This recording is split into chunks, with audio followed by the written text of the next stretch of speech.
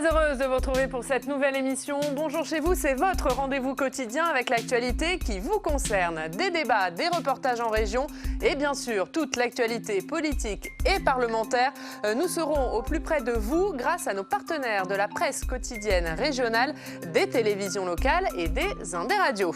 Nous sommes donc ensemble pendant 1h30 et au menu du jour, l'aide médicale d'État dans le viseur de la majorité. Plusieurs voix s'élèvent pour la modifier. Cette aide permet aux étrangers en situation irrégulière de se faire soigner. On en parle avec Roger Carucci. Le sénateur des Hauts-de-Seine a tenté plusieurs fois de la réformer. Il est avec nous. Dans une demi-heure, l'invité politique, c'est Pierre-Yves Bournazel, candidat à la mairie de Paris, membre d'Agir, interview en partenariat avec la presse quotidienne régionale, représentée ce matin par Christelle Bertrand du groupe La Dépêche. Et toutes les semaines, nous nous rendons à votre rencontre dans un département. Cette semaine, nous sommes dans la Creuse pour voir les conséquences de la sécheresse. Et enfin, le Club des territoires, notre bande de journalistes qui débattent de l'actu. Nous parlerons notamment du congrès des petites villes de France qui a lieu à Uzès. Nous serons d'ailleurs sur place avec Alexandre Poussard. Mais avant cela, un résumé de l'actualité de ce jeudi 19 septembre. Le grand débat, saison 2. Emmanuel Macron lancera lui-même la consultation sur la réforme des retraites. Ce sera jeudi prochain à Rodez. Cette consultation citoyenne doit durer plusieurs mois. Le texte est prévu au Parlement d'ici l'été 2020. Début aujourd'hui du procès Mélenchon, le leader de la France Insoumise comparé pour acte d'intimidation contre l'autorité judiciaire, rébellion et provocation. C'était lors de la perquisition mouvementée au siège de son parti. Il dénonce un procès politique. Et puis coup dur pour Alstom, la SNCF a choisi un constructeur espagnol pour ses 28 nouveaux trains intercités destinés aux lignes Paris-Toulouse et Paris-Clermont. Montant de la commande, 700 millions d'euros. La SNCF d'ailleurs qui changera de patron puisque Jean-Pierre Farandou, patron de Keolis, a été choisi par l'Élysée pour succéder à Guillaume Pepy. Et on débute avec le sénateur du jour. Il est élu des Hauts-de-Seine, siège dans le groupe Les Républicains, était secrétaire d'État chargé des relations avec le Parlement. Bonjour Roger Carucci. Bonjour. Merci d'être avec nous ce matin. On va parler d'abord du procès de Jean-Luc Mélenchon. Je le disais, il s'ouvre aujourd'hui, jugé pour les incidents lors de la perquisition mouvementée au siège de son parti. Il dénonce un procès politique. Qu'en pensez-vous ? Il va y avoir du monde au portillon, parce que des procès politiques, si c'est ça, tout le monde peut dire ça. Depuis quelque temps, on voit bien entre Le Pen, Ferrand, Balkany, Mélenchon, ça commence à faire beaucoup. Je ne sais pas si il faut aller jusque-là. Je pense que l'immense majorité des magistrats fait un métier très difficile, avec des moyens dérisoires, et donc n'est pas dans cet état d'esprit. Alors maintenant, qu'il y ait ici ou là un magistrat qui fasse un peu de zèle, plus sur la morale que sur la politique d'ailleurs, c'est probable. Mais pas d'instrumentalisation. Non, moi je ne crois pas, franchement, ni à la théorie du complot, ni à ça y est, les juges veulent prendre le pouvoir. On disait ça déjà il y a 10 ans, il y a 20 ans, chaque fois qu'il y a une crise, chaque fois qu'il y a beaucoup de procès ou de mise en examen, ressort le spectre de l'autorité judiciaire qui veut liquider ou contrôler le politique. Non, je pense que l'immense majorité des magistrats fait son job.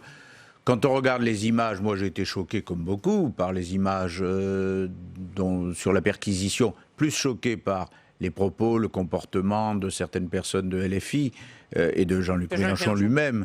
Donc après, est-ce que ça nécessitait tout ce battage, un procès de 2 jours ? Je ne sais pas. Franchement, je ne sais pas. Mais bon, si on dit que tout le monde doit être égal devant la loi, pas plus les parlementaires que les autres, pas moins, parce que parfois on a un peu le sentiment qu'on l'est moins que les autres, mais bon, que la justice se fasse. Pour être très franc, je ne pense pas qu'il risque grand-chose. Mais il aura fait le battage médiatique autour. On verra. Un mot sur un autre sujet d'actualité, puisqu'on a appris hier qu'Emmanuel Macron lancerait lui-même la réforme des retraites. En tout cas, la consultation, ce sera jeudi prochain à Rodez. C'est bien que ce soit Emmanuel Macron qui commence à lancer ce débat ? J'en sais rien. Parce que, pour être très franc, je suis un peu perplexe devant ces méthodes de gouvernement. C'est-à-dire Jean-Paul Delevoye, depuis 18 mois, fait des consultations. Il est venu d'ailleurs devant la délégation à la prospective que je préside, avec un débat très intéressant. Au bout de 18 mois, on nous dit « Ah ben maintenant, on lance la consultation ». Alors, les 18 mois précédents ont servi à quoi ? Le texte sur les retraites devait venir en 2019, il est décalé à 2020 sans qu'on sache exactement comment. Vous y croyez, 2020 ? Gérard Larcher a des doutes sur la faisabilité du calendrier. Bah non mais si le débat n'en finit plus, s'il y a des manifestations, si on voit bien qu'il y a des points de blocage, et si le gouvernement ne veut venir devant le Parlement qu'une fois ces points de blocage levés, ça veut dire que le Parlement risque fort de n'être en réalité consulté qu'à partir de septembre 2020, et le temps de la procédure parlementaire et des allers-retours, parce qu'il y a peu de chances qu'on soit d'accord avec l'Assemblée là-dessus, ça nous amène minimum à 2021. Alors, comme la réforme est censée ne commencer qu'en 2025, vous me direz, on a un peu le temps, mais enfin, tout ça me paraît extraordinairement long. Je rappelle que lorsqu'en 2010, mais pourquoi c'est François politique, Fillon... il recule parce que c'est une réforme difficile. Je pense qu'en réalité, la pilule va être amère, et comme la pilule va être amère, plus loin c'est, moins on est concerné au moment des élections, parce que 2025, pardon de dire, on aura passé les municipales, les départementales, les régionales, les présidentielles, les législatives, et après, à la grâce de Dieu, après moi le déluge quand même. Hein. Il y a un calcul politique. Franchement, on nous aurait dit, on passe de 62 à 63 ans, on le faisait d'un coup, en le faisant par trimestre, mais on pouvait le décider d'un coup. On aurait dit, il faut augmenter la durée de cotisation d'un an ou deux, on pouvait le faire. Là, on se dit que si c'est comme ça, on aura fait 2 ans et demi de consultation avant même d'avoir un début de texte qui lui-même sera modifié pendant des mois au Parlement. Courage, fuyons, ou bien lentement, lentement. Hein. Allez, on va passer à un sujet qui vous intéresse, Roger Karoutchi. Et pour cela, on accueille notre journaliste parlementaire Tam Tranui.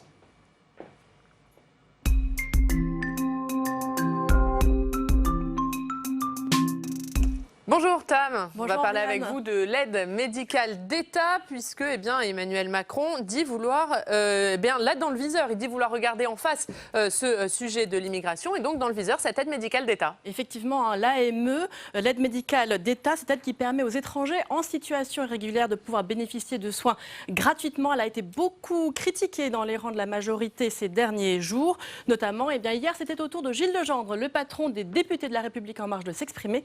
On l'écoute. Il y a peut-être des abus dans des proportions qui sont peut-être modestes, peut-être plus importantes. Nous devons l'évaluer.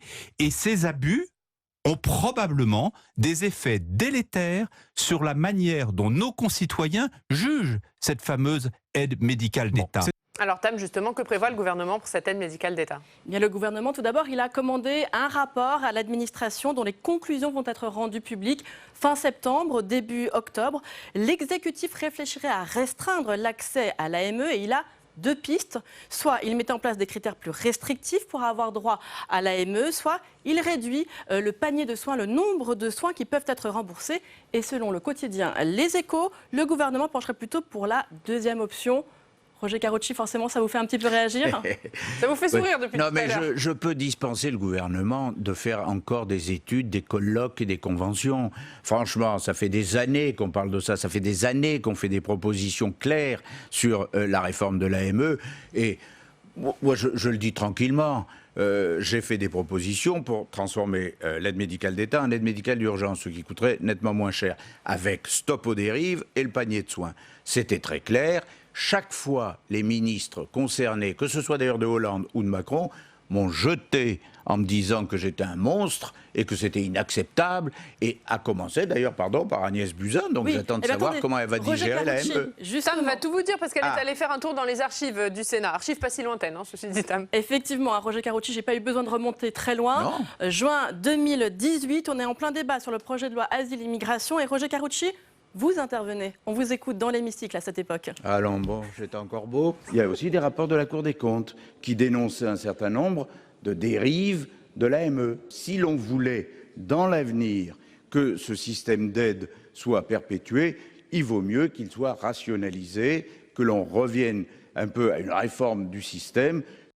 Et à l'époque, vous l'avez dit, Roger Karoutchi, la majorité sénatoriale de droite vous suit. Elle vote votre projet d'aide médicale d'urgence qui conditionne cette aide au droit à un paiement d'un droit annuel. Le Sénat restreint aussi le panier de soins aux maladies graves, douleurs aiguës, aux soins liés à la grossesse, vaccination réglementaire et aux examens de médecine préventive. Sauf qu'à l'époque, Tam, l'exécutif n'a pas suivi. Et oui, il pousse les hauts cris. Il juge qu'une telle proposition est indigne. La preuve avec le tweet d'Agnès Buzyn. Agnès Buzyn, pour qui l'amendement du Sénat réservant l'AME aux soins urgents est contraire à une politique de santé publique responsable visant à soigner le plus vite possible. Rappelons qu'aussi, un an plus tôt, Emmanuel Macron, lors de sa campagne en 2017, avait déclaré ne pas vouloir remettre en cause l'AME. Donc voilà, Roger Karoutchi, vous avez été entendu depuis le temps. Alors c'est quoi? C'est le gouvernement qui devient la droite sénatoriale? Vous avez été très persuasif. Il n'est pire sourd que celui qui ne veut entendre. Je suis ravi de voir que dans les propos et dans les incantations gouvernementales, j'ai maintenant raison. Mais dans la pratique, j'attends les actes. Parce qu'en même temps, franchement, il va y avoir un débat sur l'immigration au Parlement. Et 24 heures après le discours du président de la République, j'entends Castaner chez un de vos confrères, à qui on demande qu'est-ce qui va se passer pendant le débat, est-ce que vous avez des propositions, est-ce que vous allez faire des annonces? Il répond très fermement, aucune. Alors, moi j'attends maintenant, je suis comme saint Thomas, je ne crois que ce que je vois. Je pense que le gouvernement, 6 mois avant les municipales, nous dit qu'il veut être extrêmement ferme sur l'immigration. Et j'attends, moi on me dit que sur le budget préparé pour 2020, il n'y a pas un centime de plus sur leur accompagnement aux frontières, il n'y a pas de moyens supplémentaires sur un certain nombre de contrôles.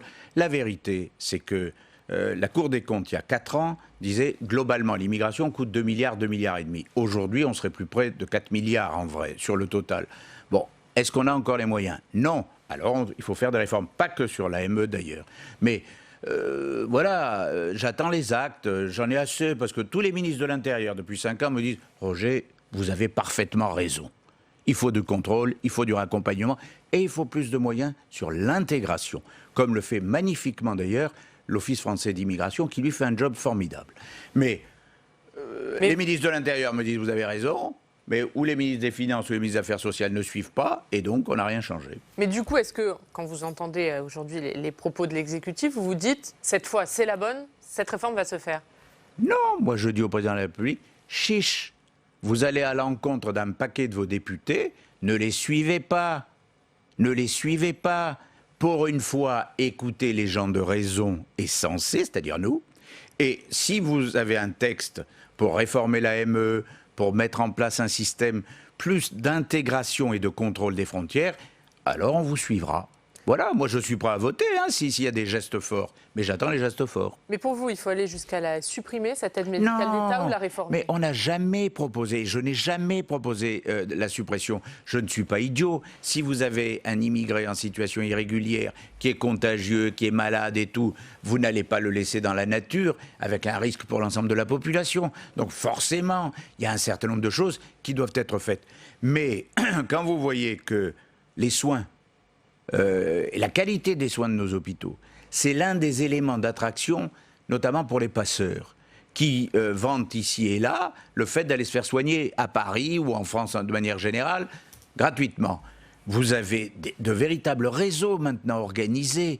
Alors, à un moment, il faut lever le pied, il faut se dire, voilà, on n'a pas les moyens de dire à tout le pourtour méditerranéen, venez donc vous faire soigner gratuitement à Paris. Quand même que cette aide médicale d'État, elle encourage l'immigration? Ah ben naturellement.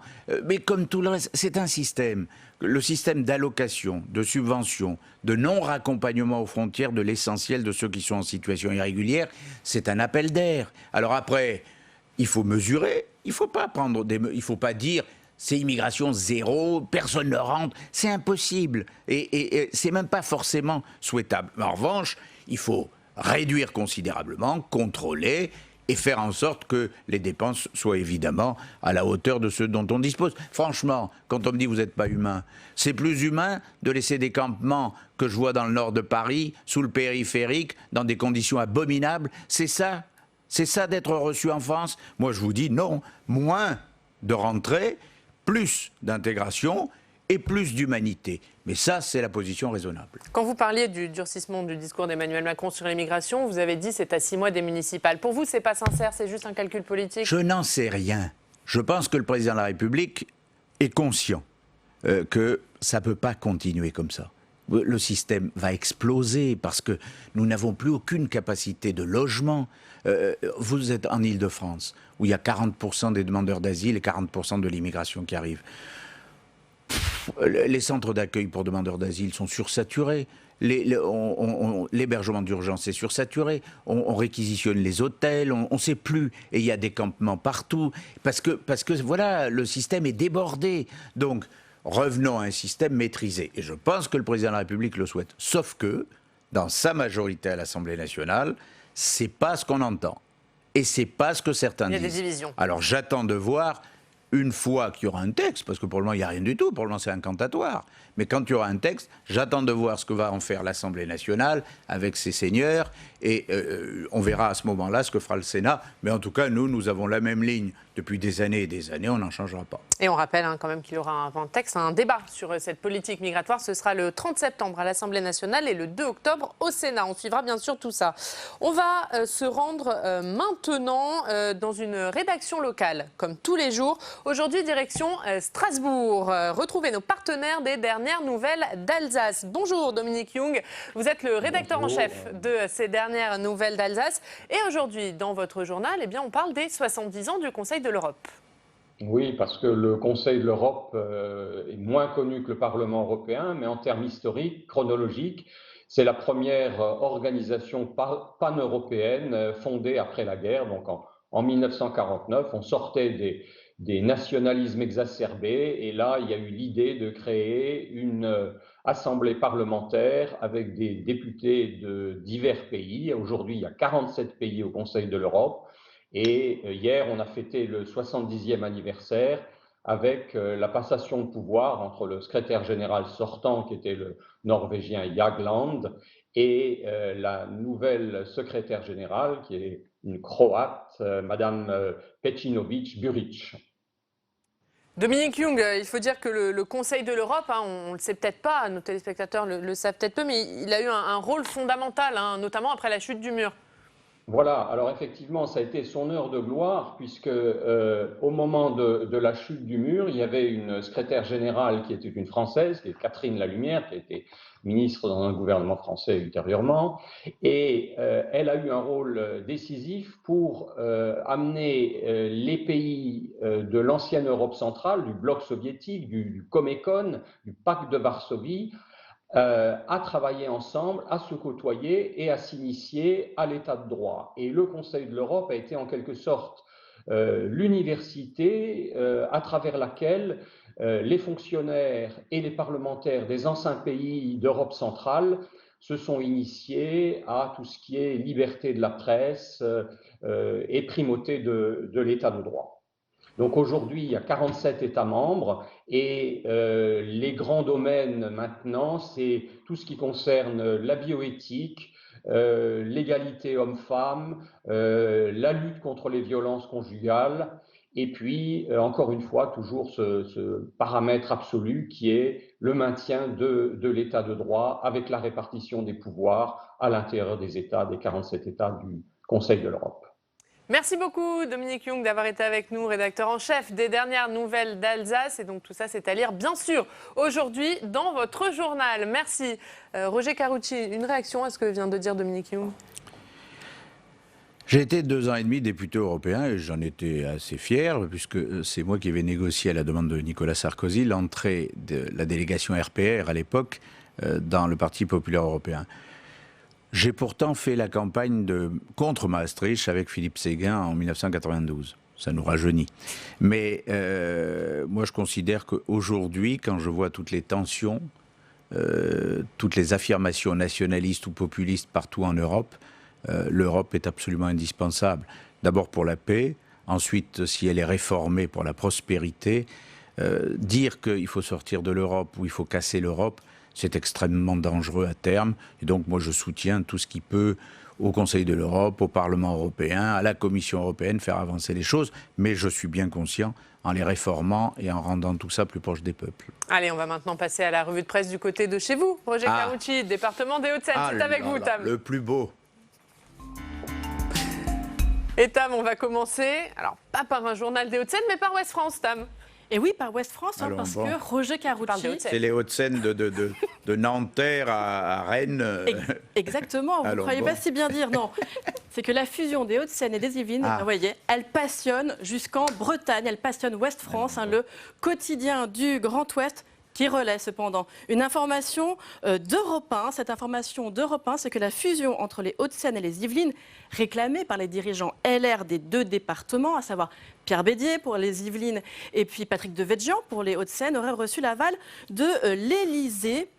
Cela aurait aussi des raisons plus ou moins électorales, nous explique Europe 1 et nous explique Ouest France, car ce qui est visé à terme par la République En Marche, eh bien, c'est la région qu'elle espère ravir à Valérie Pécresse. Un tox, a dit l'Élysée, un tox, a dit aussi Aurore Berger, l'un de ses porte-voix. Bonjour Europe 1, n'hésitez pas à interroger les ministres ou les députés concernés. Aucune décision n'a été prise. On va vous entendre, Roger Carucci, mais d'abord les élections, Tam, qui sont toujours au cœur du second article que vous avez sélectionné. Cette fois, c'est dans le Parisien Hauts-de-Seine, Roger Carucci. Très bien. Un peu plus classiquement, on est allé voir le Parisien, Roger Carucci, le Parisien qui explique que LREM toujours, investit de nouveaux candidats et soutient un maire sortant.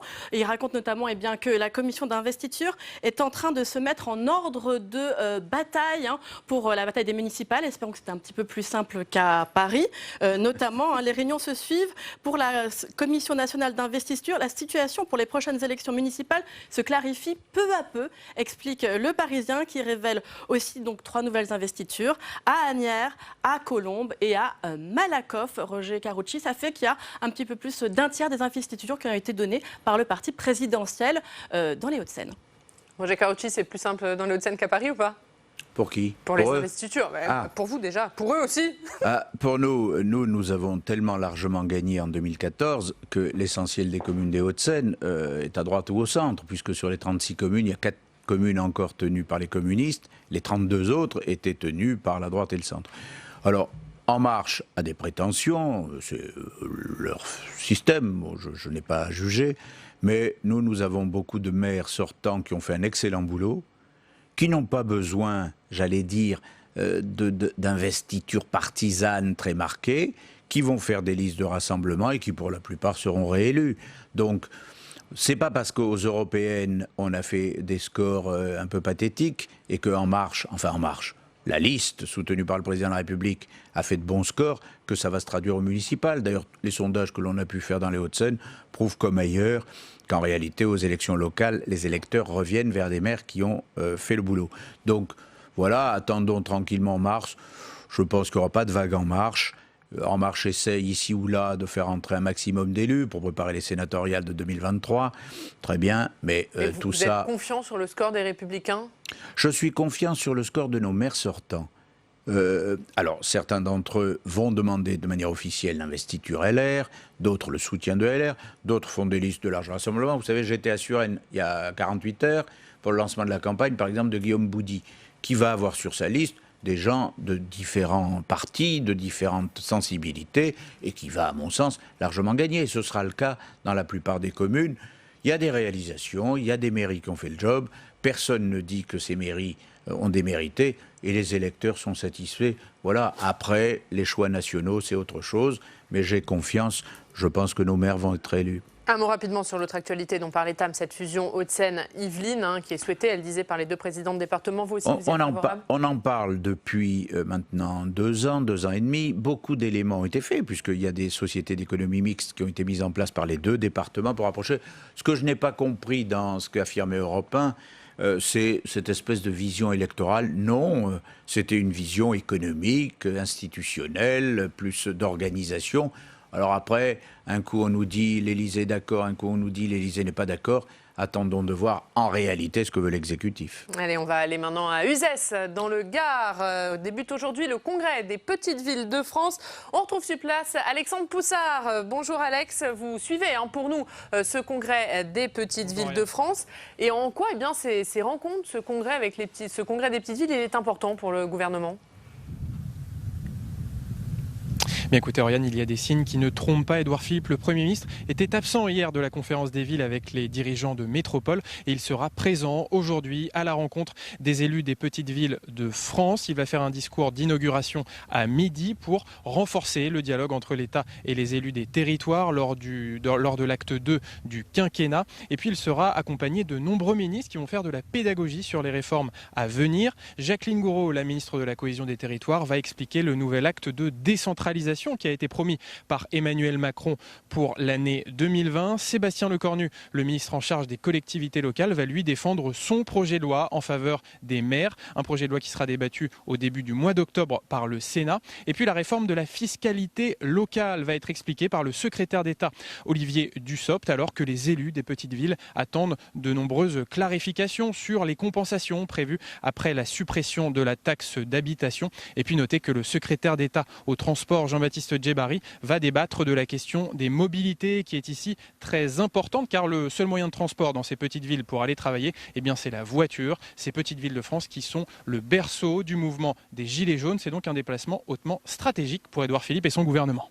Merci beaucoup Alex, et on vous retrouve un petit peu plus tard dans cette émission. Roger Carucci, on le voit, hein, beaucoup de sujets au menu de ce congrès des villes, beaucoup de ministres aussi, dont le premier d'entre eux. Est-ce que vous notez un changement de ton de la part de l'exécutif envers ces élus locaux ? Oui, on avait déjà noté ce changement de ton par le président de la République lors du grand débat, où il est allé à la rencontre des élus locaux, après que 2017-2018, on ait l'impression que les communes, les élus locaux étaient les ennemis de l'État. En 2019, brutalement, après la crise des Gilets jaunes et après bien des crises d'ailleurs, peut-être que le gouvernement s'est rendu compte que c'était absurde de se mettre à dos l'ensemble des élus locaux sur des raisons objectives. Alors maintenant, c'est comme tout, je ne crois que ce que je vois. Moi, j'attends de voir ce que sont les mesures concrètes qui vont être prises, parce que aller faire de grands discours devant les élus locaux, très bien, mais mettre plus de moyens sur le développement des communes, on connaît nous déjà expliquer... les grandes lignes de la loi sur le statut oui, d'élu. non, mais là, il n'y a pas Ça vous va ? grand-chose. Là, il n'y a pas grand-chose. Je ne suis pas hostile à ce qu'il y a dedans. Mais enfin, pardon, c'est marginal par rapport à la crise réelle de ce qui se passe sur les territoires, avec la fermeture de bien des services publics, avec le manque de moyens, avec la baisse des subventions d'État. À un moment, il faudra bien qu'on mette sur la table. Moi, j'entends bien Olivier Dussopt. Il y a beaucoup de paroles, beaucoup de discours, mais très peu d'actes. Pour le moment, oui. Alors, peut-être que dans le budget pour 2020, on va commencer le rééquilibrage. J'attends. Mais pour le moment, on supprime la taxe d'habitation. On ne sait pas bien comment c'est compensé pour les collectivités.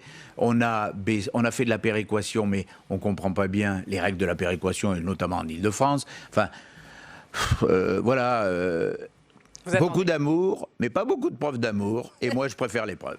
Eh bien, c'est sur ces mots qu'on s'arrêtera. Roger Carucci, merci beaucoup d'avoir été notre invité ce matin. Dans 2 minutes, c'est l'heure de l'invité politique. Aujourd'hui, c'est Pierre-Yves Bournazel, candidat à la mairie de Paris, membre d'Agir. Il est déjà avec nous. Mais d'abord, on va revoir un extrait de l'émission. Allons plus loin. Vous le savez, c'est présenté tous les jours par Rebecca Fitoussi à 16h30. Hier, elle recevait Laurence Rossignol, la sénatrice socialiste de l'Oise, ancienne ministre des Droits des femmes, et elle parlait des féminicides. On regarde.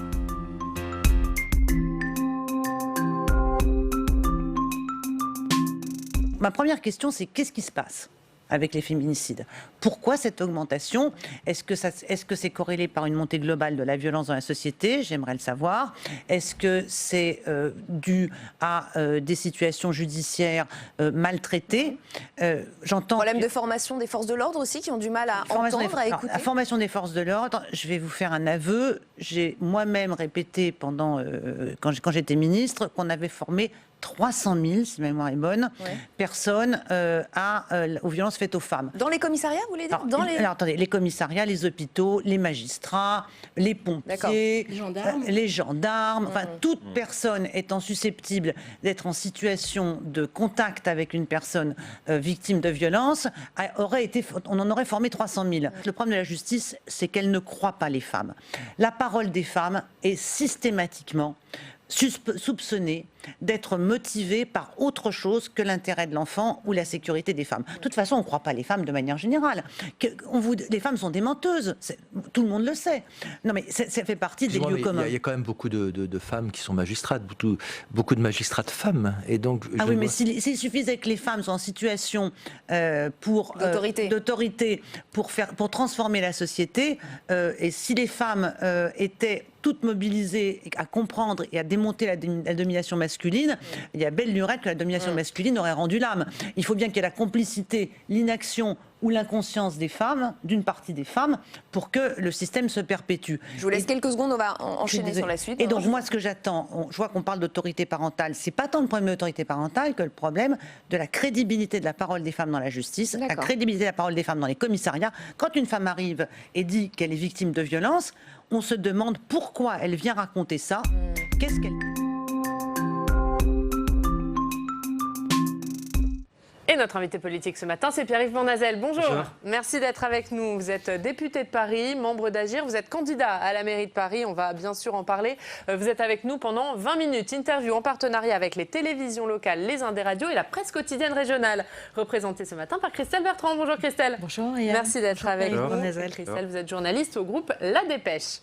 On va commencer par les retraites. Question d'actualité, Pierre-Yves Bournazel. Emmanuel Macron lancera donc la grande consultation citoyenne sur cette réforme des retraites la semaine prochaine à Rodez. Consultation qui est partie pour durer plusieurs mois. Est-ce que c'est consulté pour mieux reculer sur cette réforme ? On peut reprocher au président de la République et au gouvernement de vouloir consulter, c'est-à-dire d'établir un dialogue. Et moi, je l'appelle d'ailleurs de mes voeux, parce que je pense que c'est une réforme essentielle. Nous avons besoin d'avancer. On ne peut pas rester dans le système actuel avec beaucoup de régimes spéciaux. Et l'idée, la philosophie de départ qui est 1 euro cotisé égale les mêmes droits pour chacun des salariés ou des citoyens, ça me paraît vraiment important et essentiel. Pourquoi ? Parce qu'il y a beaucoup d'injustices. Mais il faut avancer dans le dialogue parce qu'il y a aussi une nécessité de trouver des compromis sur certains sujets. Il y a la pénibilité, il y a la question aussi de régimes autonomes qui ont plutôt bien fonctionné, je pense aux professions libérales, avec un système excédentaire, et il faut aussi en tenir compte pour que dans la réforme, dans cette volonté d'harmoniser les choses, eh bien, on tienne compte aussi des réalités de terrain et des professions. Mais du coup, est-ce qu'elle sera vraiment présentée au Parlement en 2020, cette réforme ? En tout cas, avant l'été.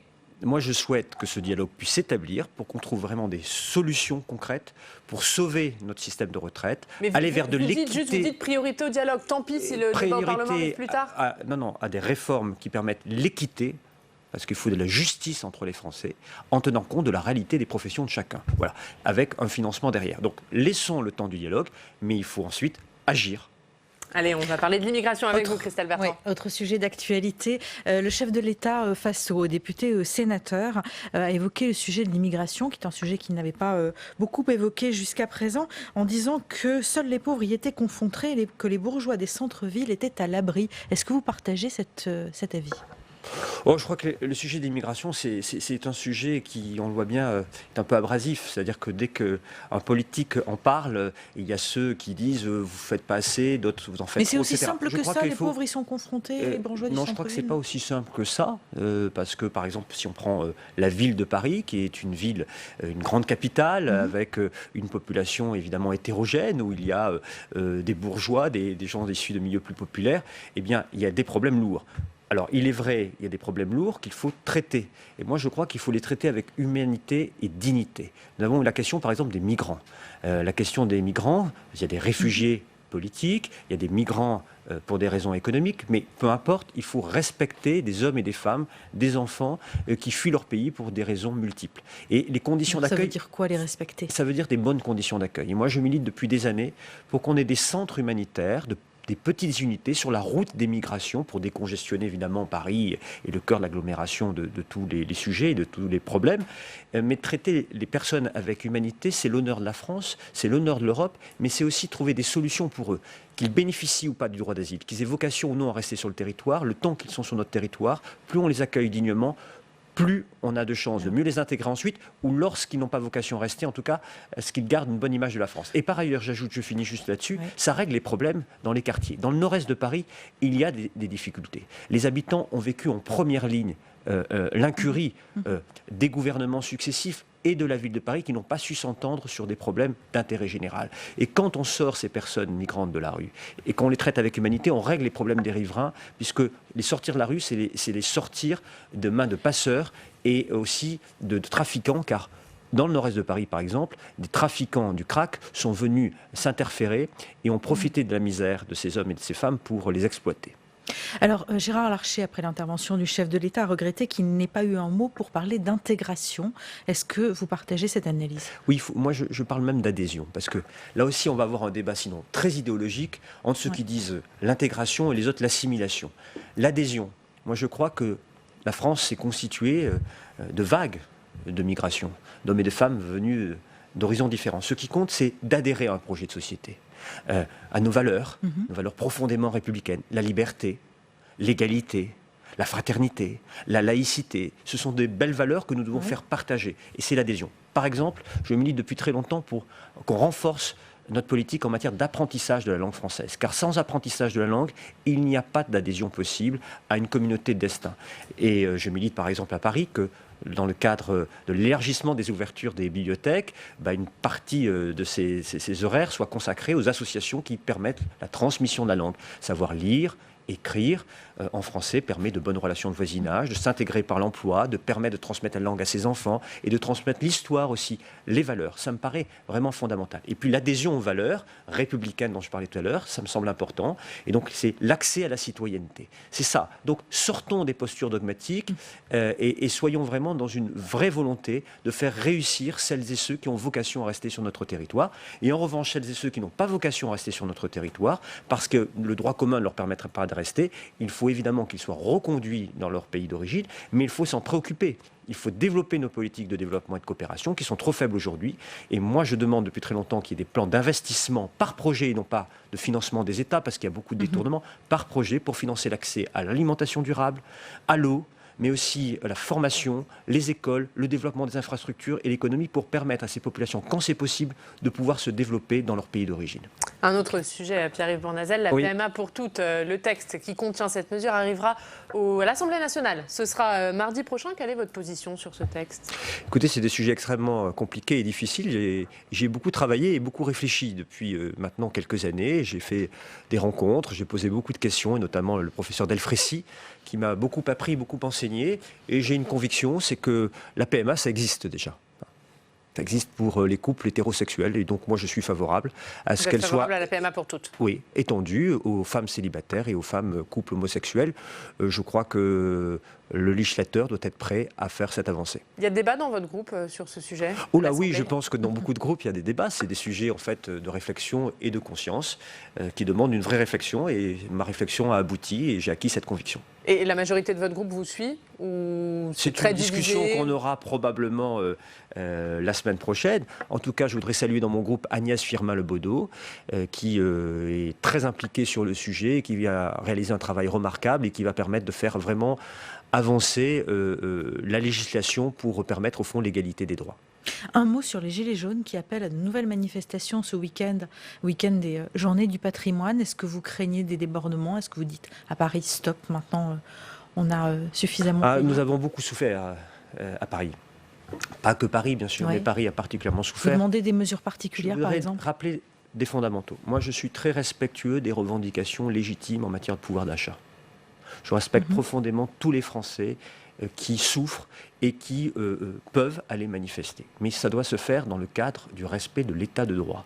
Et lorsque un certain nombre d'extrémistes très politisés viennent salir Paris, viennent casser, eh bien il faut non seulement condamner avec la plus grande fermeté, mais il faut empêcher ces personnes de pouvoir venir manifester. Car Paris a été profondément abîmé. Je voudrais quand même rappeler les dégradations de l'Arc de Triomphe, symbole de notre nation et de notre République. Comment on empêche ces gens de venir? Moi, je suis pour qu'on puisse les identifier et les assigner à résidence. Je pense notamment aux casseurs, aux personnes les plus violentes. Paris n'a pas vocation à être chaque samedi entravé par des personnes violentes. Qu'il y ait des manifestations, oui. Et d'ailleurs, samedi, il y aura une belle manifestation pour le climat, une manifestation positive, où beaucoup de Parisiennes et de Parisiens se rendront avec des revendications légitimes. Voilà, nous sommes dans un état de droit. On est libre de manifester, on est libre de faire entendre sa voix, mais il y a une limite, c'est qu'on ne peut pas casser et nuire à la vie d'autrui. Les Parisiens ont beaucoup trop souffert, et donc je demande au gouvernement, je demande à la préfecture de police et à la ville de Paris de prendre toutes leurs responsabilités pour protéger Paris et protéger la liberté de circulation des Parisiennes et des Parisiens. Mais dans le même temps, les prix à la pompe augmentent. Hein. C'est ça qui a déclenché la colère des Gilets jaunes il y a maintenant un an. Est-ce que vous estimez que le gouvernement a fait ce qu'il fallait pour éviter que cette colère sociale ne redémarre? Je crois que le gouvernement a pris conscience de la situation. Le président de la République, en décembre dernier, a fait des annonces très claires en matière de pouvoir d'achat, qui ont été d'ailleurs saluées. C'est plus de 20 milliards d'euros qui ont été redistribués en 2 temps. Ensuite, il y a eu ce dialogue avec les Français qui a apaisé la situation. Alors après, tout le monde ne se sent pas forcément positivement compris par le président de la République. Mais ça, c'est la démocratie. Est-ce que le gouvernement n'a pas trop répondu écologie, là où les Français qui nous regardent et qui sont obligés de prendre leur voiture ce matin pour aller travailler demandent des réponses sur le pouvoir d'achat? Je suis très sensible à cette question-là. Mais l'écologie, c'est pas des gagnants ou des perdants. Tout le monde sera perdant. L'écologie, c'est le sujet majeur du XXIe siècle. Il faut transformer notre modèle de production et de consommation si l'on veut sauver notre planète. Et c'est urgent d'agir. Et le gouvernement, pour moi, doit poursuivre et aller beaucoup plus loin.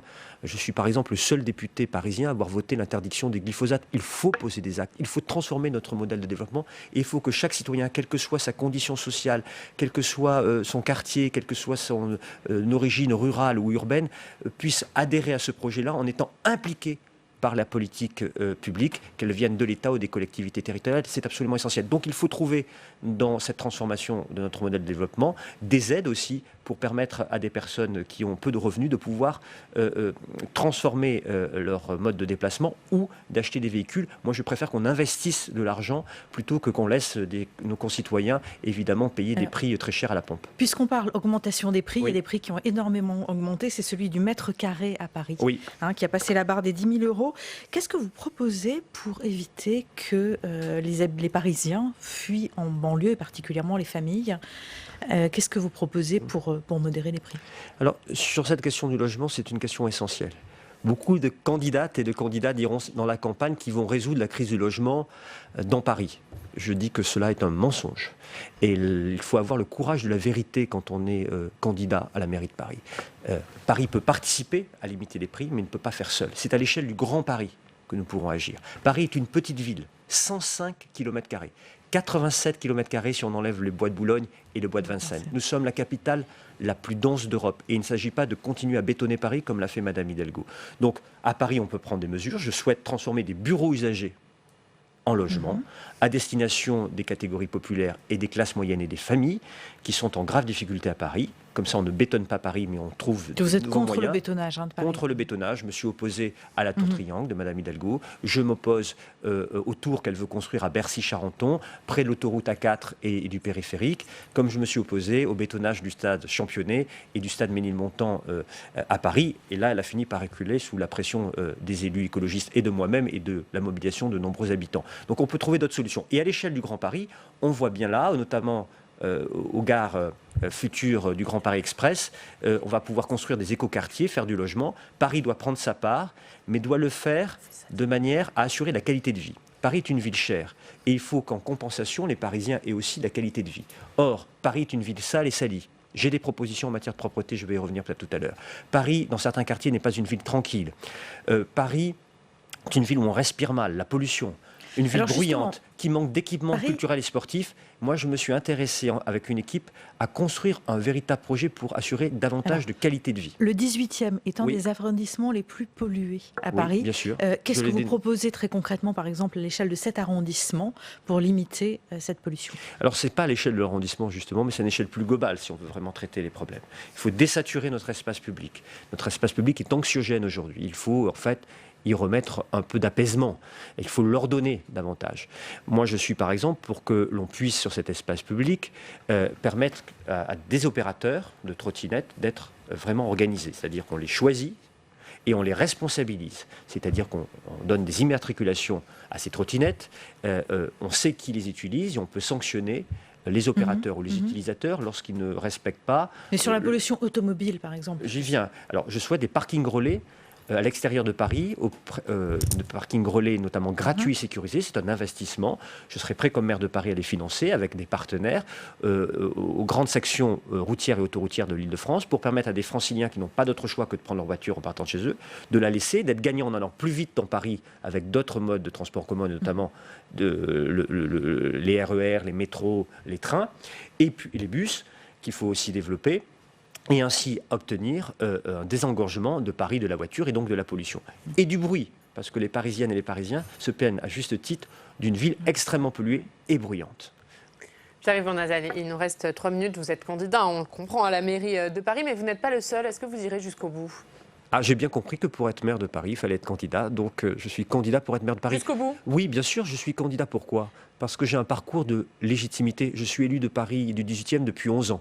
J'ai connu des défaites et des victoires, mais je suis toujours resté fidèle à Paris au 18e.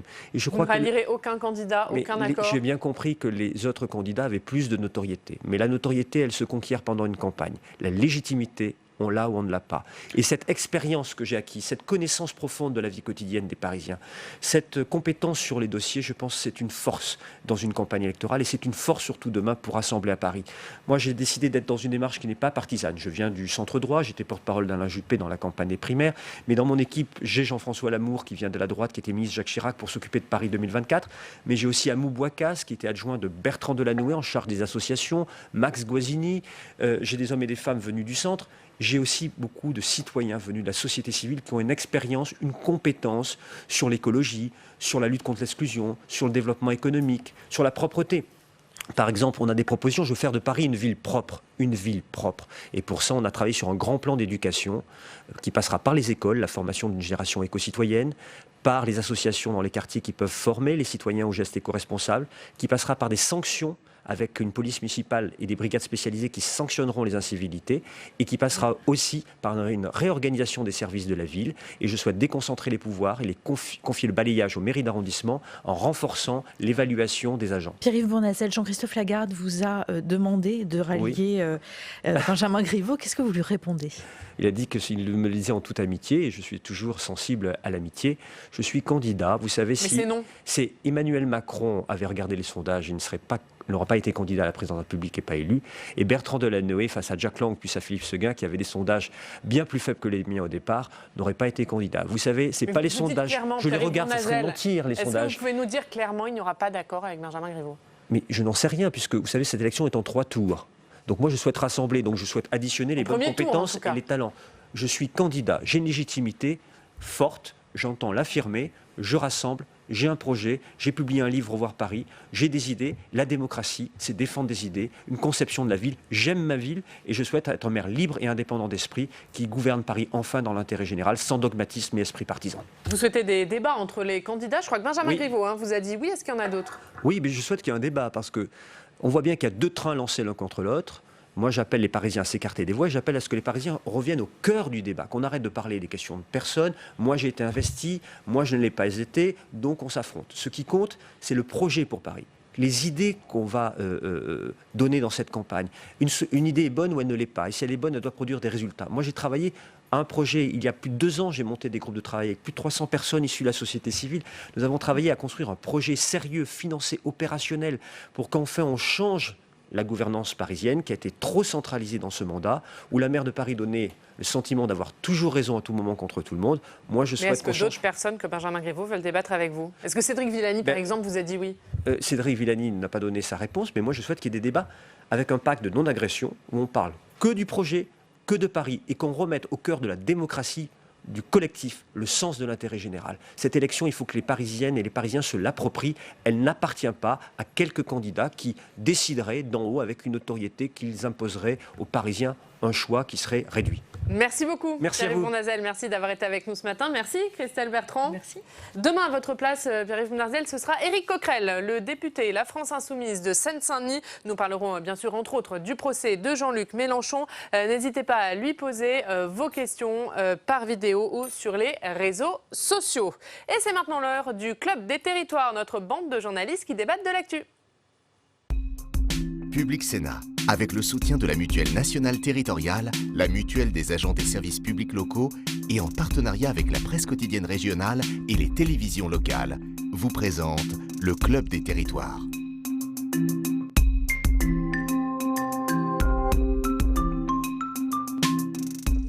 Le Club des des territoires en partenariat avec la presse quotidienne régionale, les télévisions locales et les Indés radios. Aujourd'hui, avec la bande, nous allons débattre du congrès des petites villes de France et puis nous parlerons également du comité interministériel des Outre-mer avec vous, notamment Luc Laventure. Mais d'abord, avant de vous entendre, c'est l'heure de notre reportage en région. Allez à votre rencontre parce que l'actualité, ça se passe chez vous. Cette semaine, nous sommes dans la Creuse pour voir les conséquences de la sécheresse.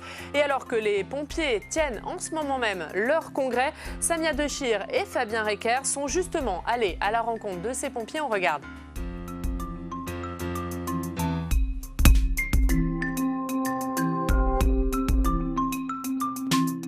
Avec des sols très secs en période de sécheresse, le risque d'incendie est plus élevé que d'habitude dans la Creuse en ce moment. Derrière moi, le centre de secours de Bussière-du-Noise. Une vingtaine de pompiers y travaillent. Pendant l'année, leurs interventions portent majoritairement sur du secours à la personne, mais en ce moment, ils sont très mobilisés sur les départs de feu. Colonel Frédéric Delcroix, vous êtes directeur départemental des sapeurs-pompiers de la Creuse. Est-ce que vous faites face en ce moment à un nombre inhabituel de départs de feu ? Alors oui, effectivement, la saison estivale est très très difficile. Au mois de juillet, par exemple, on a multiplié par 5 les interventions sur les feux de végétaux. Au mois d'août, multiplié par 2. Donc effectivement, c'est une période très très très sèche. Et alors, est-ce que vous avez assez de monde ? Est-ce qu'il faut mobiliser davantage les équipes ? Est-ce que vous êtes assez nombreux, tout simplement, face à cette situation inhabituelle ? Alors en termes d'effectifs, c'est effectivement suffisant. Simplement, la grosse difficulté que l'on a, ce sont les 94% de pompiers volontaires qui composent les pompiers de la Creuse. Et donc à chaque fois qu'il y a une intervention, on dérange les pompiers volontaires. Donc c'est pas toujours facile en période de congé, en période estivale. Donc la mobilisation des personnels est assez délicate. On y arrive, mais c'est très tendu. Et grâce à des systèmes informatiques que l'on met en place, on arrive à avoir une relative bonne disponibilité. Il y a une semaine, un incendie s'est déclaré ici dans la forêt de Bussière-du-Noise, dans une zone assez difficile d'accès. Comme vous pouvez le voir, les véhicules ici ne pouvaient pas accéder. Il fallait monter tous les tuyaux à pied. Il a fallu 4 jours aux pompiers pour en venir à bout. Capitaine Jean-Luc Fournet, ici on est sur les lieux de l'incendie qui s'est déclenché il y a une semaine. On ne connaît pas l'origine de celui-ci, mais en général, vous intervenez en période de sécheresse sur quel genre d'incendie, de quelle origine ? Alors, les origines des incendies sur notre département sont liées souvent à des travaux de particuliers, malgré les interdictions de faire brûler, des travaux agricoles et des travaux forestiers. Actuellement, on est sur un site où il y avait des travaux forestiers. Donc la vigilance de chacun, la prévention, c'est très important en ce moment ? Affirmatif, c'est très important parce qu'il y a des zones très sèches et le moindre mégot de cigarette peut déclencher un incendie ou rien que de faire brûler un petit papier, il suffit qu'il y ait du vent et le feu se déclare. Alors, ça peut aussi repartir, malheureusement. Ici, c'est une intervention qui a duré longtemps. Là, on est revenu voir sur les lieux et c'est très impressionnant. En fait, on voit que ça brûle encore une semaine après. Alors là, on est sur un type de feu qui est particulier aussi parce que c'est un feu de... Bon, ça a été un feu de surface au début. Maintenant, on se retrouve sur un feu d'humus. Donc, feu d'humus, matériel organique qui est au sol et qui brûle par conduction et une combustion très lente. Il suffit qu'il y ait un appel d'air un petit peu et voilà, on a de la fumée et le feu peut reprendre. Je déroule le tuyau qui est fait. Ok, ça marche, je lui dis.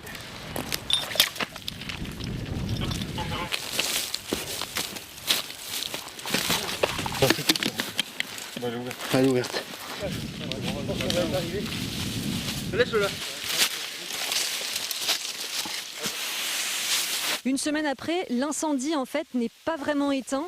En venant nous montrer les dégâts sur site, les pompiers ont constaté que le feu continuait de couver et du coup, ils ont décidé de déclencher une intervention qui est en train de se dérouler derrière nous.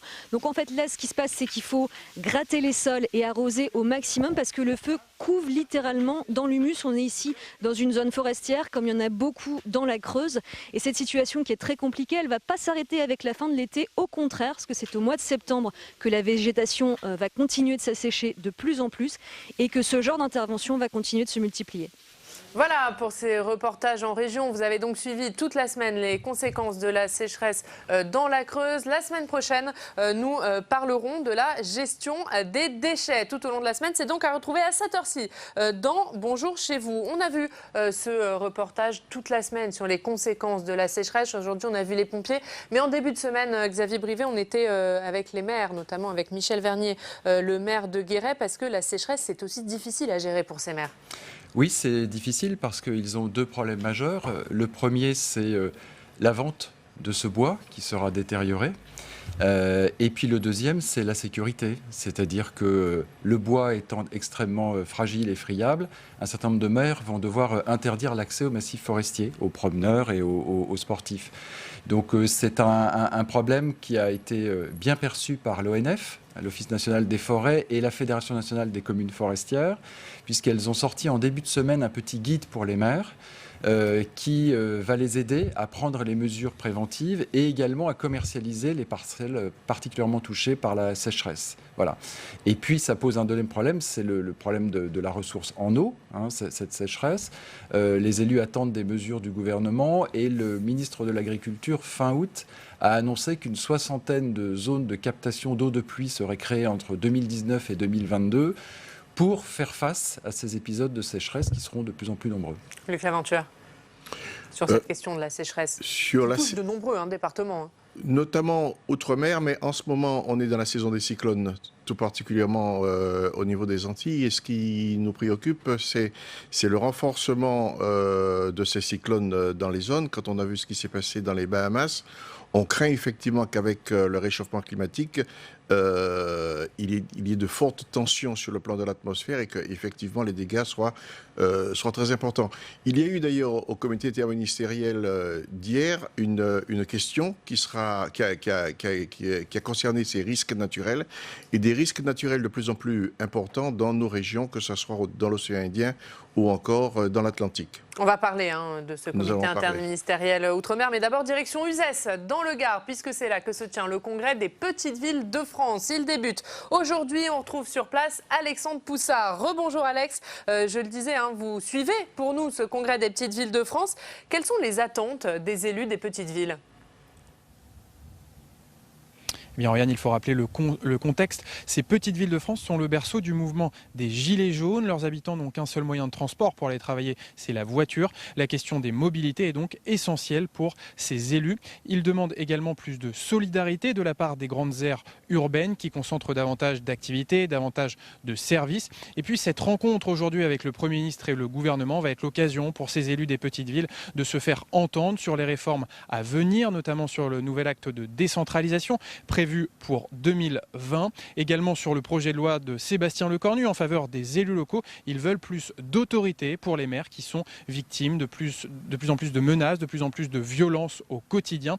Et puis enfin, ils attendent plus de clarté sur la fiscalité locale et sur les compensations prévues après la suppression de la taxe d'habitation. On va donc voir si Édouard Philippe, le Premier ministre, réussit à répondre à leurs attentes lors de son discours ici à Uzès. Ce sera à midi. Merci beaucoup Alexandre Poussard et on vous retrouve demain dans Bonjour chez vous pour savoir ce qu'a dit Édouard Philippe. Xavier Brivet, ce congrès des petites villes de France, il se tient dans un contexte un peu particulier, politique d'abord puisque nous sommes à 6 mois des municipales, mais aussi un contexte difficile pour les maires qui sont victimes d'agressions et qui sont pour beaucoup découragés. Oui, alors le gouvernement tente de répondre à cette question des incivilités, des violences, imparfaitement, selon les associations d'élus. Dans le projet de loi Engagement et Proximité, il a introduit une mesure qui consistera à prendre en charge les frais de justice des élus concernés. Et l'autre mesure, c'est le renforcement de l'application des arrêtés de police des maires dans un certain nombre de domaines. Mais pour les élus, ça répond imparfaitement à la question. Le Sénat a lancé une consultation auprès des élus qui s'est achevée mi-septembre pour cerner le type d'incivilité, le type d'agression, la fréquence et le niveau de gravité de ces agressions et devrait proposer, la commission des lois, en tout cas du Sénat, dans les prochains jours, un plan d'action. Donc ça, c'est une question que le Premier ministre va aborder, mais il y a plein d'autres enjeux. Je les cite brièvement pour ne pas monopoliser la parole. C'est effectivement la compensation de la suppression de la taxe d'habitation. On sait que le gouvernement, à la fin du mois, devrait annoncer le transfert aux communes de la part départementale du foncier bâti et de la TVA pour les intercommunalités et les départements, ce qui ne satisfait pas les communes qui auraient voulu une compensation à l'euro près par dégrèvement. L'État dit « je le ferai », les communes ne sont pas convaincues de la chose. Deuxièmement, les petites villes attendent aussi des réponses du gouvernement sur la ruralité. Il y a une mission qui a été créée il y a quelques mois qui a rendu 200 propositions au gouvernement pour le développement des territoires ruraux. On attend du Premier ministre aujourd'hui et demain, vendredi, au Congrès des maires ruraux, la feuille de route du gouvernement pour les territoires ruraux. Puisque les petites villes, très souvent, expliquent qu'elles sont, avec les territoires ruraux, le back-office de ces métropoles. C'est-à-dire qu'elles ont des fonctions logistiques, elles développent des services publics, des logements pour les habitants qui sont aussi salariés des grandes entreprises de ces métropoles. Elles attendent donc un retour sur investissement, le fameux ruissellement. Et pour cela, elles font plusieurs propositions et notamment, j'en terminerai par là, la création d'un fonds d'aménagement du territoire qui serait alimenté par un prélèvement sur les recettes de la fiscalité économique de ces métropoles auxquelles elles contribuent. Tam, Xavier Brivet le disait, le Sénat alerte depuis longtemps sur ce malaise des élus locaux. Oui, effectivement, vous l'avez dit, la commission des lois du Sénat a lancé une grande consultation.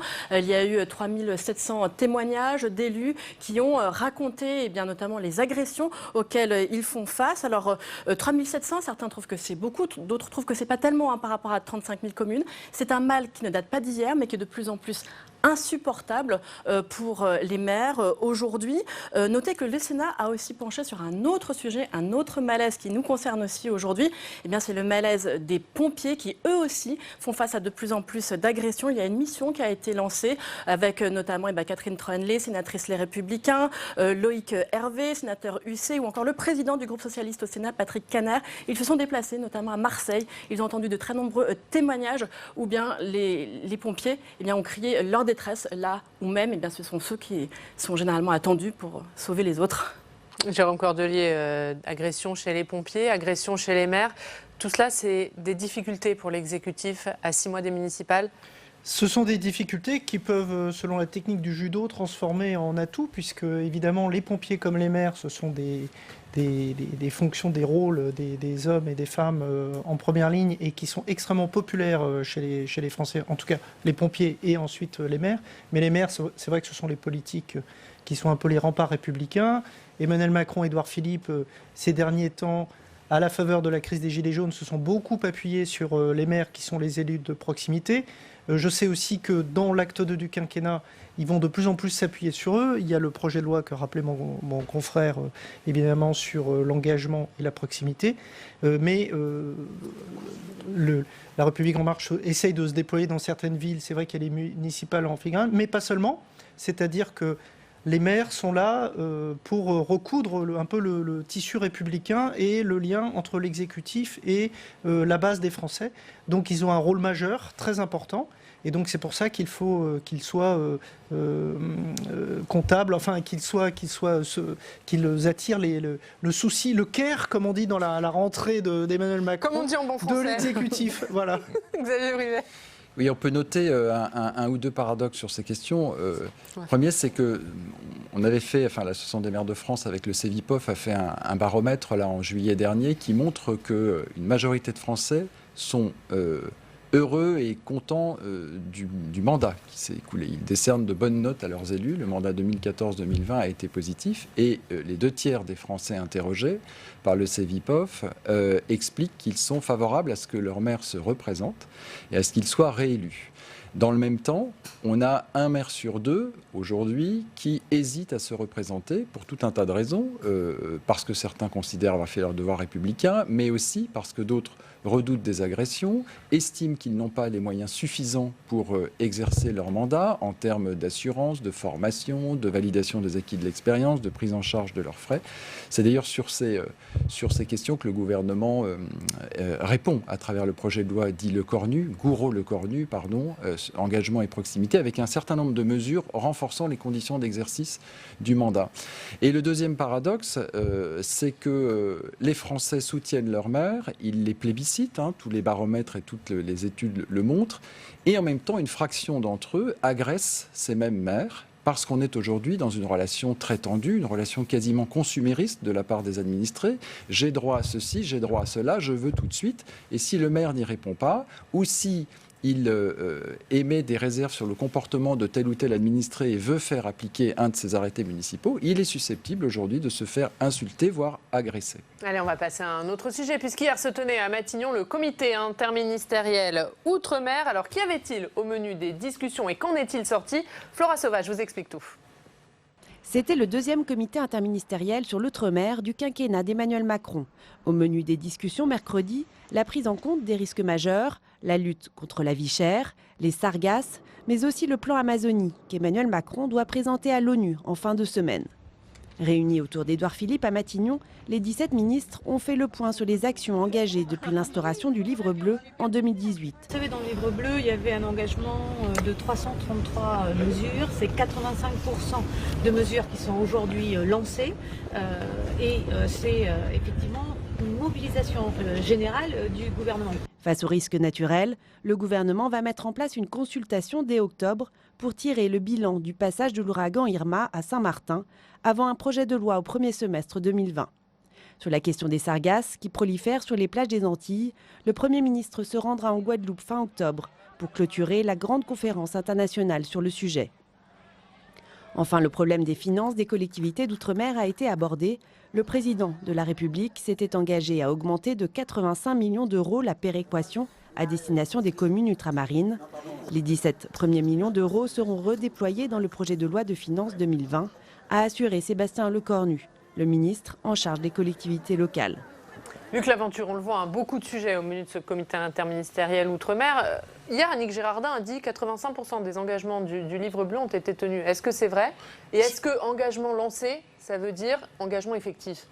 La réponse est oui. Très franchement, oui. Et j'allais dire, c'est la deuxième fois que ça se passe, puisqu'il y a déjà eu un SIOM, un comité interministériel, en février dernier. Et c'est important pour marquer les esprits. Parce qu'au niveau de la pédagogie, il y a un effort très fort qui a été réalisé. La ministre de l'Outre-mer, elle sait très bien qu'il y a une grogne permanente dans ces régions. La preuve est qu'elle est partie hier soir ou elle part ce soir pour la réunion préparer le voyage du président de la République.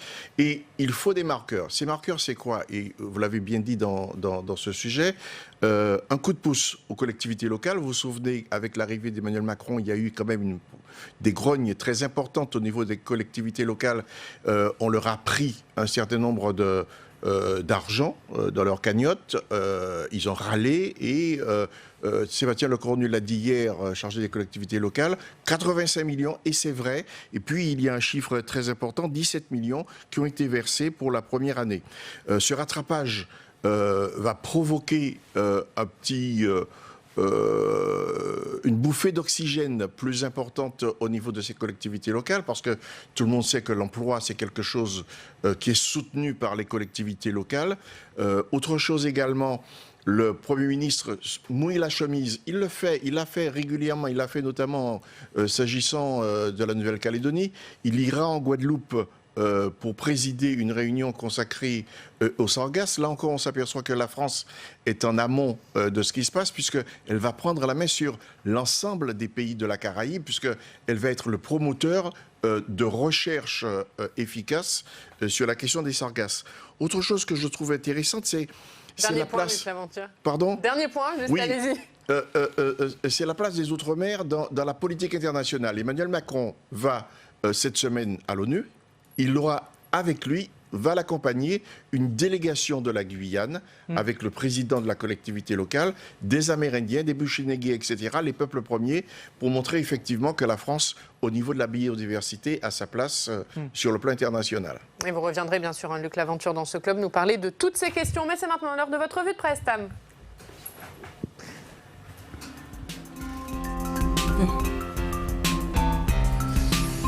Revue de la presse quotidienne régionale et on commence avec la dépêche du midi.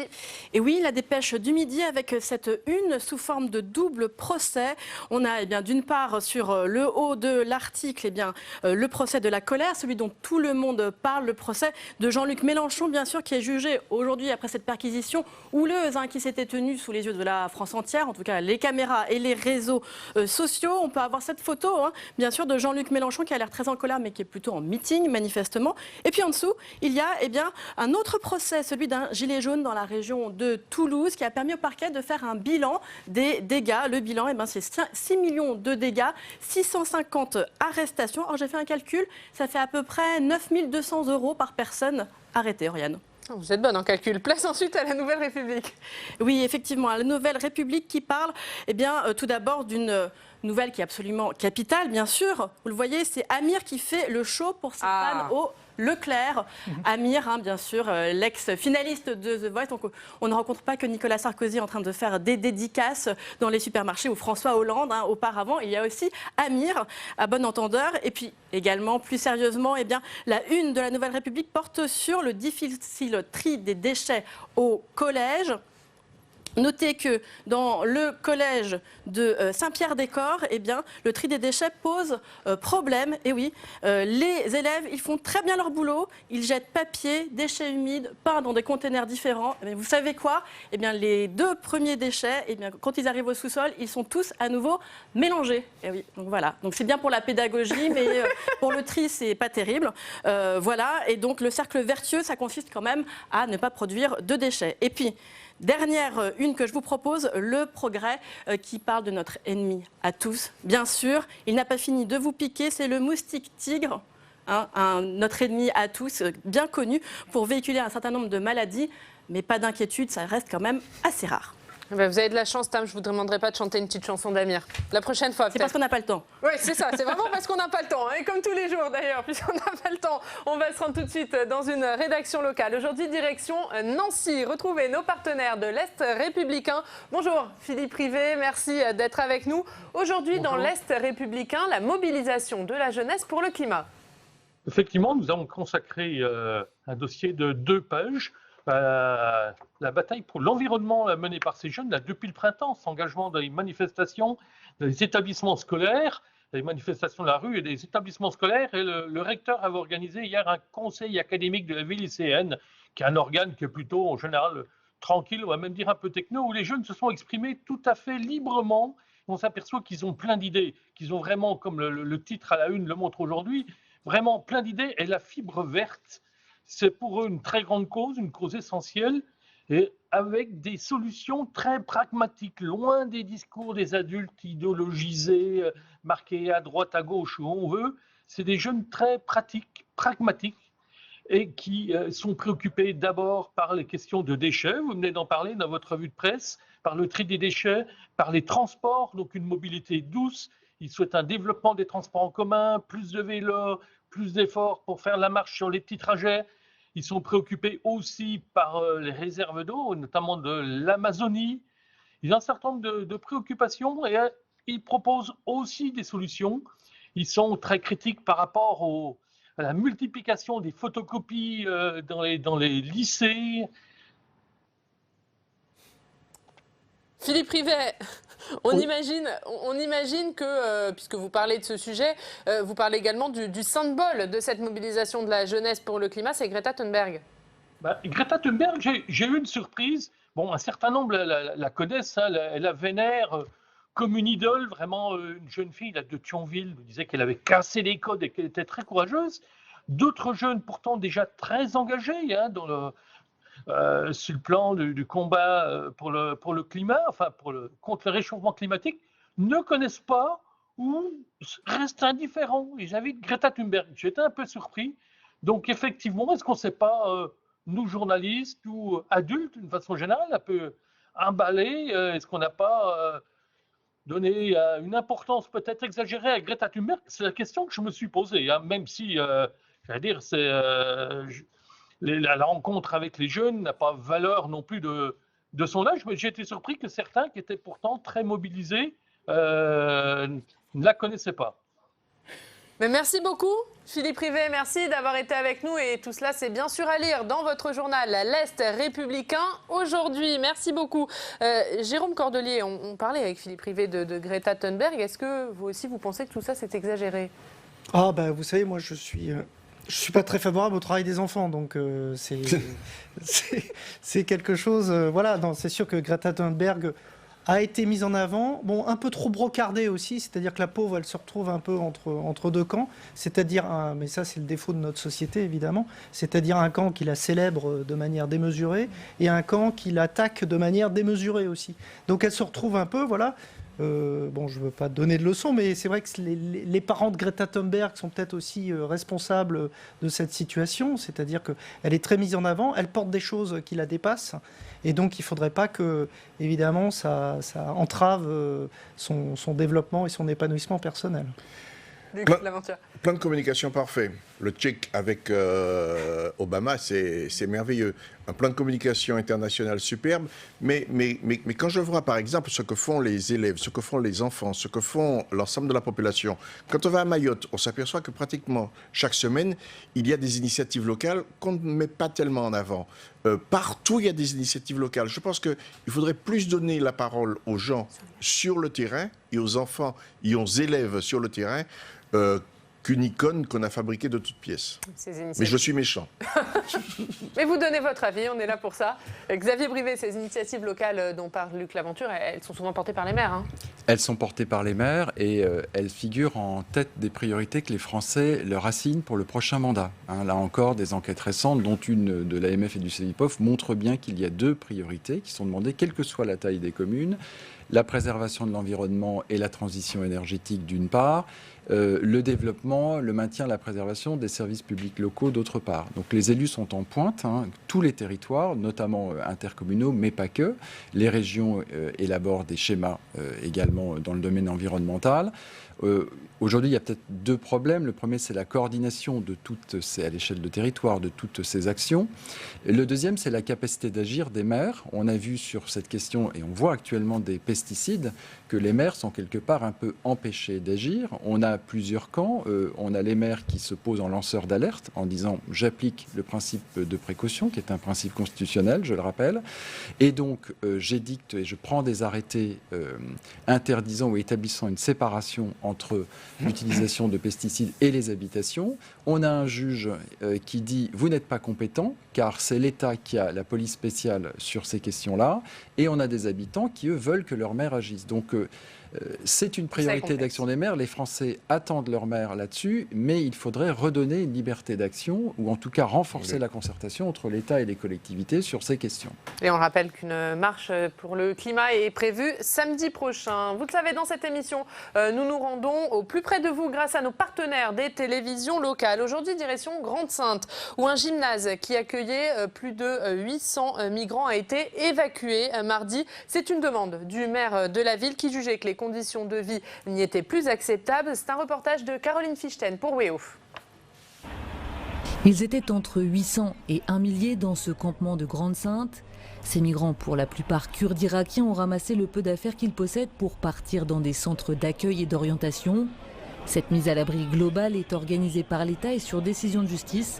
La situation ici n'était plus acceptable. Chacun était content ici de sortir de ce bidonville, de ce bidonville qui était le camp de Grande-Synthe. Et nous y mettons un terme ce matin et c'est une bonne nouvelle pour notre état de droit et pour les droits de l'homme. Les bénévoles associatifs admettent volontiers que le campement n'était pas une solution, mais regrettent qu'à chaque évacuation, le même dispositif qu'ils jugent inefficace soit mis en place. Car ce démantèlement est loin d'être le premier à Grande-Synthe. À chaque fois, les exilés sont revenus au bout de quelques jours.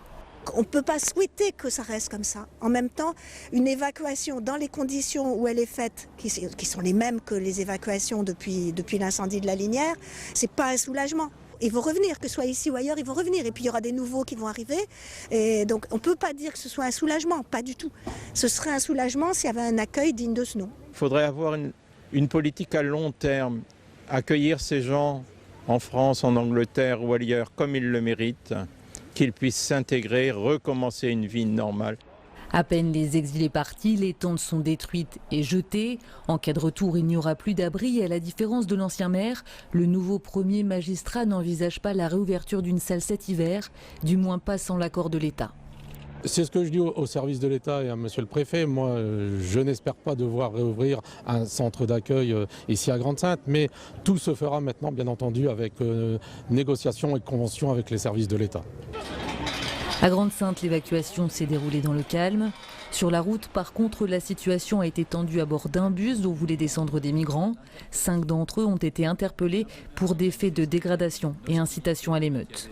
Xavier Brivet, on le voit avec ce reportage de nos partenaires de WEO, les maires, eh bien, ils sont en première ligne face à cette question de l'immigration. Oui, ils sont en première ligne pour gérer l'urgence, mais pas que. Ils sont aussi en première ligne pour accueillir et intégrer ensuite ces personnes en fonction du statut qu'elles ont obtenu.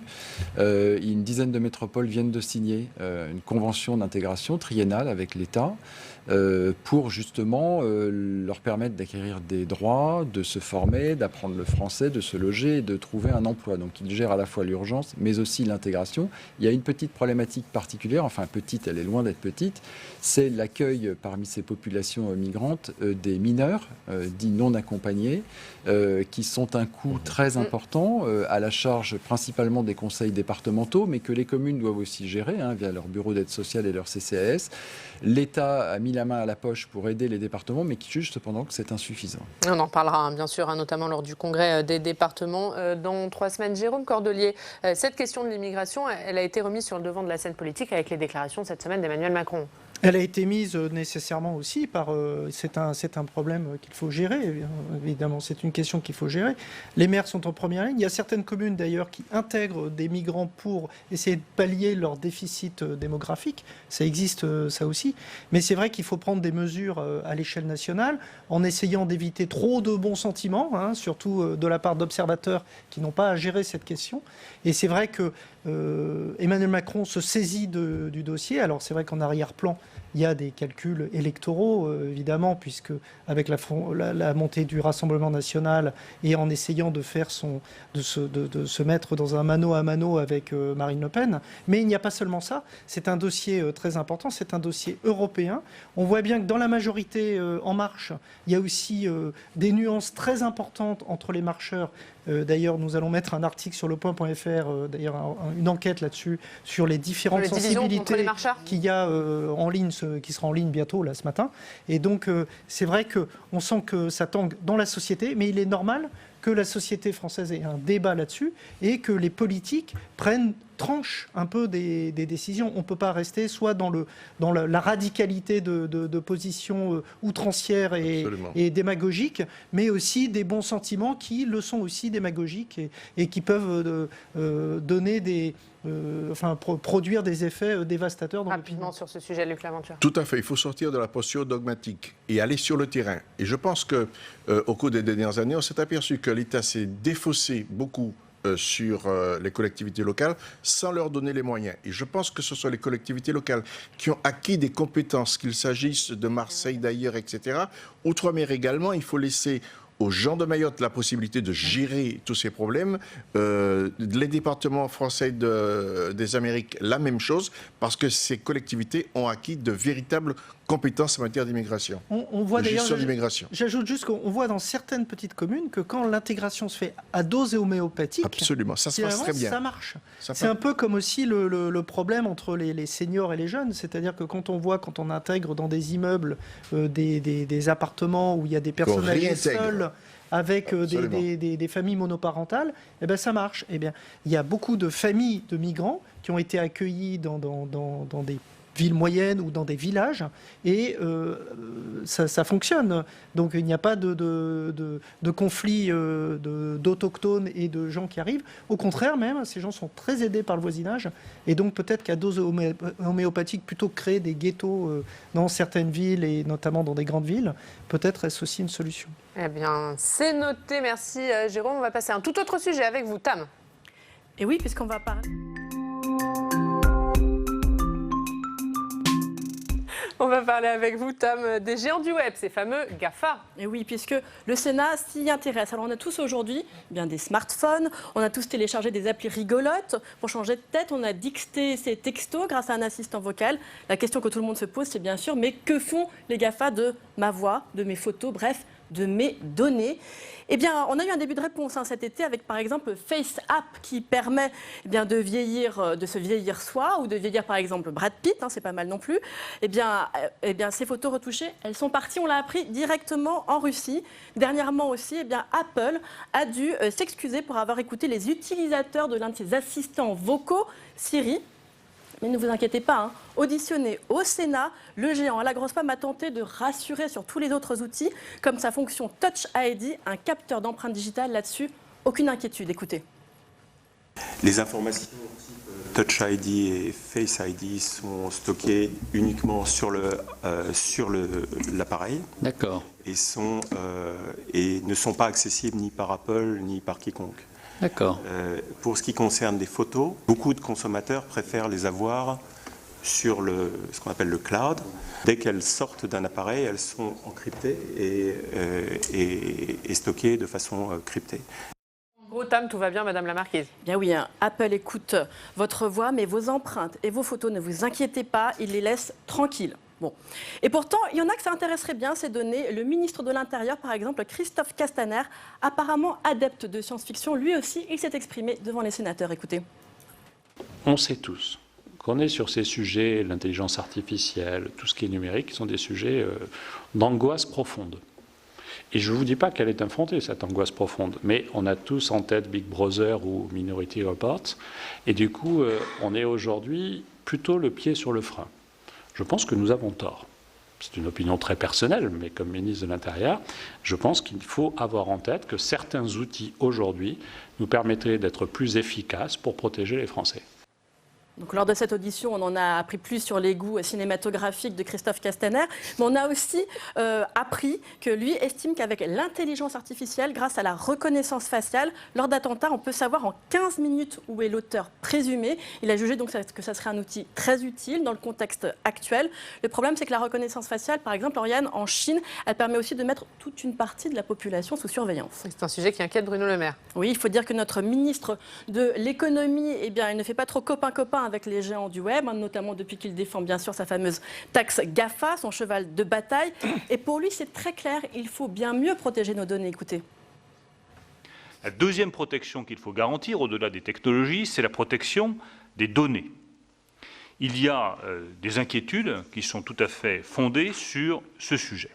Il est intolérable de voir, il y a encore quelques jours, des grandes entreprises du digital enfreindre le règlement général sur la protection des données. Bref, vous le voyez au gouvernement, tout le monde n'a pas tout à fait accordé ses violons sur ce sujet qui fait notre quotidien, mais qui nous dépasse tous, le numérique, et qui nous questionne sur un sujet fondamental. Est-ce que vous préférez une société plus libre ou plus sûre ? Vous avez 4 heures, ou plutôt 4 minutes. 2 minutes même. Jérôme Cordelier, vous avez beaucoup réagi pendant cette chronique. Non, mais parce que ça faisait penser que dans le point qui sort aujourd'hui, nous avons un grand entretien avec Tim Cook. Vous savez qu'il est quand même avare de sa parole.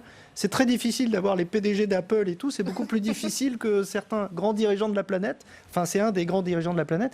Et donc, on a un entretien fleuve avec lui. Donc, voilà, je pense que toutes ces questions, je réfère à cet entretien. Je voulais juste rebondir un tout petit peu sur ce que dit Christophe Castaner, parce que je trouve ça quand même un peu étonnant, presque aberrant, que le ministre de l'Intérieur vienne d'abord exprimer une opinion personnelle qui est un peu abracadabantesque. Quand on est ministre de l'Intérieur, d'aller dire qu'il ne faut pas être sur le frein et que les données, voilà, c'est normal que les GAFA s'emparent de données personnelles d'individus. Alors, on a suspecté souvent des ministres de l'Intérieur de vouloir contrôler les individus, mais alors là, il est complètement dans l'excès inverse. Et c'est bizarre de transformer un peu l'hémicycle du Sénat en bistrot du commerce quand on est ministre de l'Intérieur. Il vous reste 30 secondes, Jérôme Cordelier, pour nous parler de la une du Point. On la voit sur nos écrans et nous parler peut-être de Xavier Bertrand. Oui, alors Xavier Bertrand fait sa rentrée dans le Point. On l'a suivi, Saïd Maran l'a suivi en reportage. Et donc, il exprime beaucoup d'idées qu'il développera dans l'émission. J'attire aussi votre attention sur le baromètre du Point. Vous savez que tous les mois, on fait avec l'Ipsos un baromètre de popularité. Et là, Emmanuel Macron se retrouve avec plus 5% d'opinions favorables depuis juillet. Et depuis décembre, c'est-à-dire depuis la fin de la crise des Gilets jaunes, il est à plus 16% d'opinions favorables, ce qui le met à 36%. À l'époque, François Hollande était à 13% à l'époque équivalente. Nicolas Sarkozy à 46%, mais c'est quand même une forte embellie de l'exécutif, il faut aussi mentionner ça, avec aussi Édouard Philippe qui monte de 2%. Donc voilà, il n'y a pas que des mauvaises nouvelles à donner dans la sphère politique. Enfin, pour certains, ça peut être une mauvaise nouvelle. Mais pas pour Emmanuel Macron. Pour redonner un peu du baume à la majorité, Jérôme Cordelier, ce matin. Merci beaucoup. Merci. Donc tout ça, c'est bien sûr à lire dans le Point de cette semaine. Merci à tous les 4. Merci Xavier Brivet. On va regarder la une de votre journal, la une de Maire de France. Voilà, le combat des élus pour maintenir l'école en milieu rural. Un mot très rapide. Oui, un tout petit petit mot concernant l'outre-mer. Je voulais rappeler que dans troisième semaine de novembre, c'est le congrès de l'AMF et le 18 novembre, c'est la journée des outre-mer. Mais également dans le cadre du 102e congrès de l'AMF, il y aura un grand débat sur les finances des outre-mer. Ça fait écho au sujet qu'on évoquait tout à l'heure s'agissant du on suivra bien sûr tout ça dans Bonjour chez vous avec vous, notamment Luc Laventure. Merci d'avoir été avec nous. À 16h30, vous retrouvez Rebecca Fitoussi. Elle reçoit notamment le sénateur Philippe Dominati. Nous, on se retrouve demain, même heure. Notre invité politique, ce sera Éric Coquerel, le député La France Insoumise de Seine-Saint-Denis. On vous attend demain. On vous souhaite une très bonne journée.